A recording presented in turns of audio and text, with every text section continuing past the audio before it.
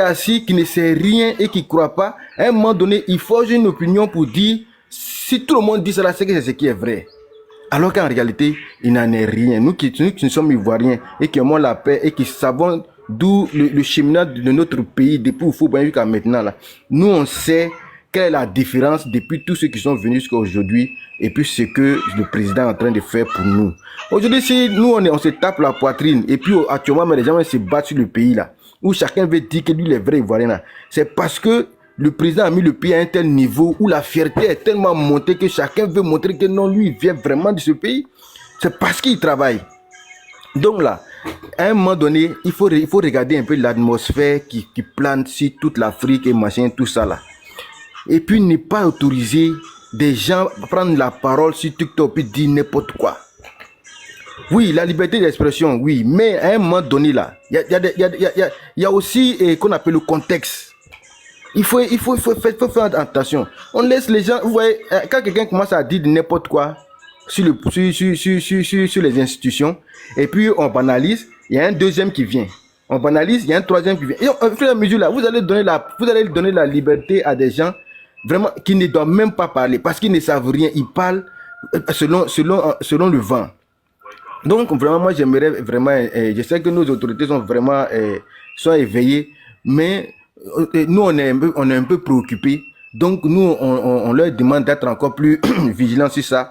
Et puis vu le contexte là, ils n'ont qu'à vraiment laisser cette histoire de qu'on appelle ça, cette histoire de qu'on appelle liberté d'expression machin là. Ils n'ont qu'à essayer de revoir ce côté là pour que quand tout va s'aplanir, tout sera bien propre là. Là maintenant, si les gens veulent parler, mais au jour d'aujourd'hui, si tu t'assois, toi tu t'en soutenir l'AES et puis tu dénigres ton président. Et puis quand on leur demande, ils disent que non, ils n'ont pas parlé mal. Tu n'as pas parlé mal quand tu dis que non, que toi ton président est lâche. Mais si tu n'as pas dit son nom, mais si tu n'as pas dit son nom, on sait que le mot lâche que tu as dit là, c'est eux qui disent. Hein? Et quand il y a un qui se lève pour dire que non, que ceux qu'on appelle qui ne soutiennent pas IB sont tous des chiens, des moutons, des machins. Mais ceux qui ne les soutiennent pas là, il les connaît, mais c'est parce qu'il veut pas envie de dire leur nom. Et quand il dit que non, que ceux qui veulent garder leur pays dans la pauvreté, machin, tout là, on sait qui sont ceux qu'on indexe. Donc, c'est des noms dits, et puis nous ne sommes pas bêtes. Et puis après, on vient dire non, je n'ai pas parlé mal. Tu n'as pas parlé mal, mais tu as parlé de qui? Tu es dans un pays où ceux-là sont contre ce pays-là. Et tu dis que ceux qui sont contre, ceux qui sont contre l'AES là, c'est des maudits. Mais pourtant, tu sais très bien que l'AES là, ils sont contre qui?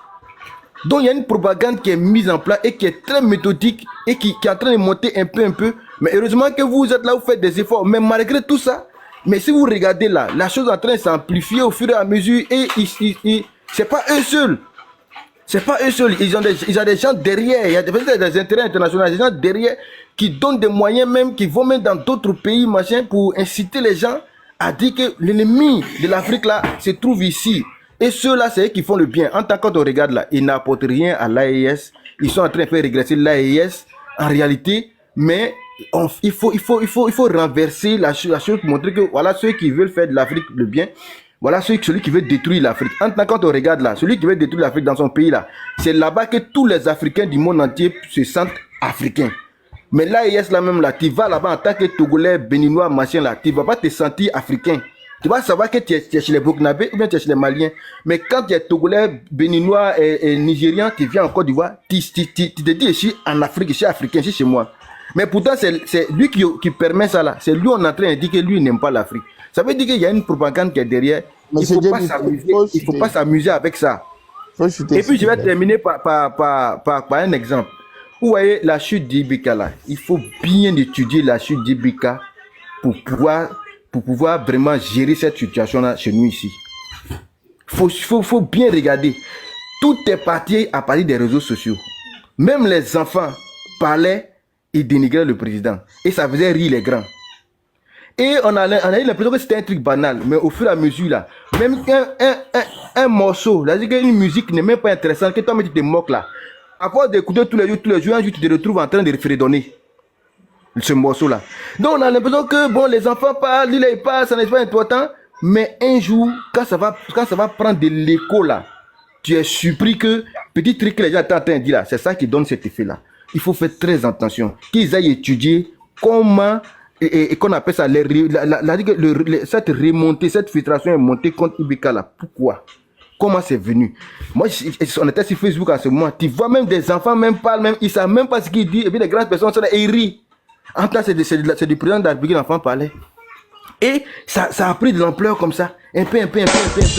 Et pour rien, c'est devenu un problème sur eux aujourd'hui. Donc, vraiment, c'est voulait lancer cette interpellation-là. Vraiment qu'ils fassent attention. Il ne faudrait pas qu'ils banalisent tout. Nous, on aime notre pays et on aime cette paix. Voilà la jeunesse qui est sortie hier pour aller s'amuser. Ça, c'est un pays où les gens n'ont même pas l'argent, où les gens n'arrivent même pas à manger, mais ils ont rempli le stade hier pour aller jouer. C'était à guichet fermé un peu. Voilà, pour aller jouer. Merci voilà, beaucoup. donc Non, mais faisons très attention. En fait, je prie Dieu de... Oui. Quand on les écoute souvent, on se demande, ils parlent de quelle Côte d'Ivoire en fait? Ils parlent de quel pays? Oui, toi tu te demandes ça, mais le fait de dire ça, voilà. De dire ça là, tous les jours là, il y a des gens qui sont ailleurs, ils ne savent pas, mais ils ne viennent pas en Côte d'Ivoire ici, ils vont dire que c'est vrai, ils vont prendre un micro aussi pour dire la même chose que eux. Parce que comme il y a 10 personnes qui ont dit ça, lui n'a jamais mis pied en Côte d'Ivoire, il va répéter la même chose que 10 personnes ont dit. Tu comprends ce qu'il veut dire? C'est de ça qu'il s'agit. Et après maintenant, quand on va se rendre compte que tout ce que les gens disaient là, c'était faux là, c'est trop tard. Tu vois non? Bon aujourd'hui là, même quand tu prends le cas de la Libye par exemple, au moment où les gens dénigraient Kadhafi là, et les Libyens se disaient qu'ils étaient en enfer. Quand tu vas lui demander, il va te dire non, on en a fait depuis longtemps. Mais aujourd'hui là, quand il s'assoit seul dans sa maison là, lui seul il sait dans quoi il est quitté puis dans quoi il est rentré. Okay, merci beaucoup, Déby.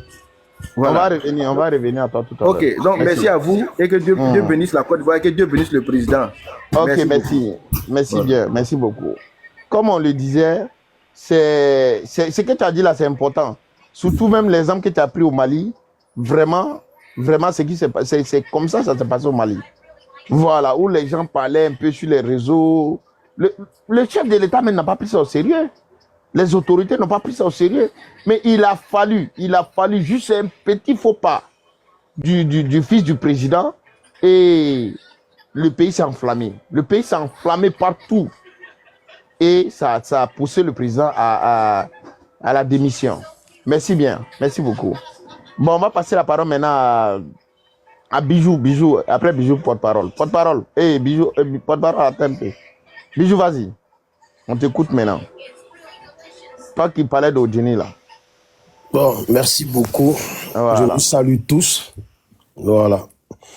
Je salue le frère qui vient de parler. Parce qu'il nous a donné l'exemple typique. Je ne parle pas de lui, hein, je parle de l'exemple qu'il a donné. Donc, il nous a donné l'exemple typique de comment dans la vie, on peut fonctionner comme un lâche et comme un mouton. J'ai dit bien, je ne parle pas de lui. J'utilise l'exemple qu'il a dit. Voilà, il dit, il y a un élève dans une classe, il y a un élève qui est dehors, voilà, pour bien paraphraser, voilà.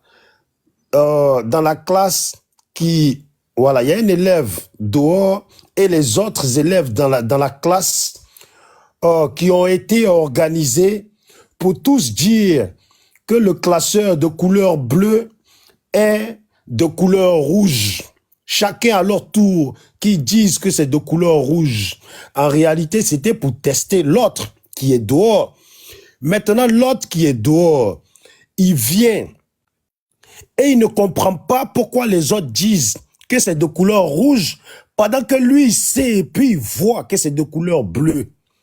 Mais si je vais arranger les lignes, c'est pour ne pas s'attirer des problèmes, qu'on ne lui coupe pas la tête comme Kofi Toussaint.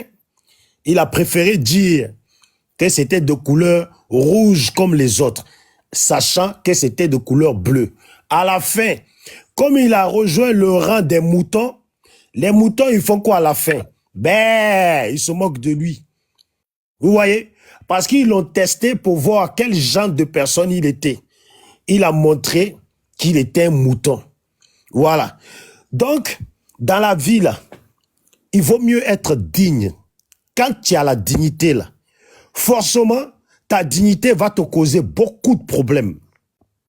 Ta dignité, là, va faire que les gens vont te détester. Voilà, maintenant, je viens sur le sujet. On nous dit en Côte d'Ivoire, bon, moi je suis le jeune là, qui est dehors. Et puis vous tous là, vous êtes dans la classe. Voilà, maintenant c'est ma version. Vous tous, vous êtes dans la classe. La Côte d'Ivoire n'est pas bâtie, n'est pas embellie. Hein. On parle de la Côte d'Ivoire, oh, Djéné, Sakassou, etc. Et puis tout le monde dit, on leur a dit tous dans la classe là, il faut dire qu'il y a Tour Eiffel. Hein? Il y a Tour Eiffel, il y a Casino, il y a des grandes tours comme à Dubaï là. C'est comme ça que la Côte d'Ivoire est bâtie. Moi, j'arrive. Et puis je vois qu'il n'y a pas ça. On a fait des petits goudrons, on dirait des crêpes. À part goudron là. Quand je traverse de l'autre côté du goudron, où il y a les piétons là, c'est le désordre, c'est la pourriture, c'est sale. Et puis on dit, tout le monde me dit, non, c'est Las Vegas. Non, la Côte d'Ivoire est bâtie comme Las Vegas. Moi, je viens, je vois ça. Bon, je m'exprime comment? Soit j'utilise ma dignité, et puis tout le monde va me détester, vouloir ma mort, parce que dans ce cas-là, je suis en train, d'après eux, de dénigrer leur président. Donc moi, en tant qu'une personne qui aime la dignité, qui est fière de lui, j'ai dit non, mais vous dites n'importe quoi. Le pays là n'est pas bâti. La Côte d'Ivoire là, ce n'est pas Abidjan. Et puis Abidjan là, c'est depuis Oufoué qu'on connaît Abidjan. Et puis après Oufoué là, il y a eu des gens. Donc là, venir parler d'Abidjan, sachant que la Côte d'Ivoire est grande. Il y a le nord, il y a le sud, il y a l'est, il y a l'ouest. Et puis c'est pas tout Abidjan qui est embelli non plus. Donc, je dis ma réalité, je dis ma vérité. Les gars, non, le pays là n'est pas bâti. Surtout moi, je vis en France, je sais ce que c'est bâtir une nation. J'ai dit, c'est pas bâti. Tous les moutons m'en veulent. Mais va là-bas, pourquoi tu es sur notre panel? Mais pourquoi on le fait parler celui-là, là? Hein, ces animaux, là, ces haineux, là. Parce que j'ai dit une vérité, ma dignité, que ce n'est pas bâti, là. Je deviens haineux, je deviens xénophobe, je deviens celui qui n'aime pas les nordistes, je deviens celui qui n'aime pas Alassane, je deviens celui-là qui n'aime pas son pays. Parce que j'ai osé dire une réalité qui est réelle. Si le petit, là, est-ce qu'on se serait moqué de lui s'il avait dit non, mais c'est pas rouge, c'est bleu? Est-ce qu'il se serait moqué? Vous voyez? Donc, il faut que je dise que c'est bâti pour qu'on se moque de moi, pour que ceux-là même qui savent que ce n'était pas bâti, mais qui ont voulu me tester, là, se moquent de moi.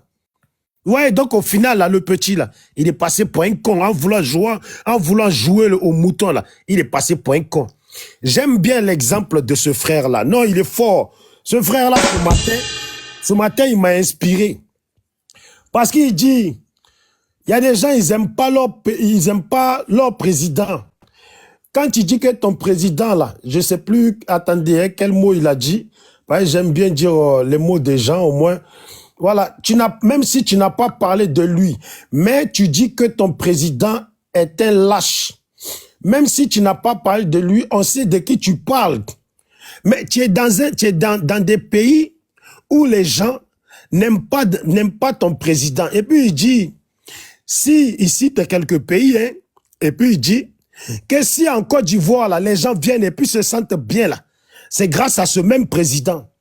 Vous voyez, deux fois quand quelqu'un parle comme ça, on se demande qui connaît le pays, qui ne connaît pas le pays. Donc, à cause de son président, je ne dis pas le nom non plus, hein, puisque lui, il sait de qui on parle. Donc, je vais me priver de dire le nom. Voilà. Donc d'après lui, du haut de nous, nos âges, voilà, nos âges là, d'après lui, la Côte d'Ivoire, là, les gens se sont toujours sentis bien en Côte d'Ivoire. Parce qu'il y a juste... Hein. Ouais, je vais chuter. Je vais chuter. Donc, les gens se sont toujours sentis bien en Côte d'Ivoire parce qu'il y a ce président dont on ne dit pas son nom. Mais mon frère, la Côte d'Ivoire, là, le monde entier connaît la Côte d'Ivoire, là, depuis Oufoué. Le monde entier connaît la Côte d'Ivoire et sait que les Ivoiriens, là, sont des gens joyeux qui acceptent tout le monde, là, depuis Oufoué. Et depuis tous les autres présidents. Et ça ne s'arrêtera jamais. Parce que nous sommes comme ça. Nous sommes les gens qui aimons tout le monde, qui aimons vivre avec les gens. Merci. Voilà, j'avais d'autres choses à dire. Mais je remercie le frère, il m'a inspiré. On va revenir à toi tout à l'heure. Redonnez-lui encore la parole, je vais parler après lui, il va m'inspirer. Ok. Et la joie, vas-y, tu as 5 minutes.